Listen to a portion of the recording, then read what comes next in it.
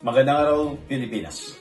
Sa pagdiriwang ng ika-80 anibersaryo ng ugnayang diplomato ng Pilipinas at Estados Unidos, naging itablado ng sining ang Women's Athletic Club ng Chicago para sa klasikal na konsyertong pamanang Pilipino-Amerikano at kausayan na ginanap noong May 13, 2026 sa Chicago, Illinois. Tampok sa nasabing gabi ng musika ang tatlong batang bayolistang Pilipino na sina Jean Rafaela Ibanez Marquez, The Gilliard School, Adrian Nicolas Ong, Northwestern University, at Christine Claire Galano, University of Cincinnati, sa saliw ng mahusay na pianistang si Victor Santiago Asuncion. Ang kaganapan ay pinangunahan ni Consul General Melanie Rita Diano ng Konsulado General ng Pilipinas sa Chicago sa pakikipagtulungan ng PhilAm Music Foundation na pinamumunuan ni Asuncion.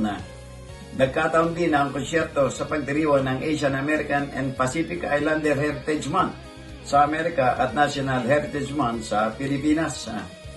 Binigyang buhay ng tatlong bayolista ang mga classical na obra ni Paganini, Wojciechowski, Isaiah at Helmes Berger. Itinampok din ang mga obra maestrong Pilipino tulad ni Cavatina, Mutya ng Pasig, sa Kabukiran at Hating Gabi ni Nicanor Abelardo at Antonio Molina na sinabayan ng masigabong palakpakan mula sa mga manunood.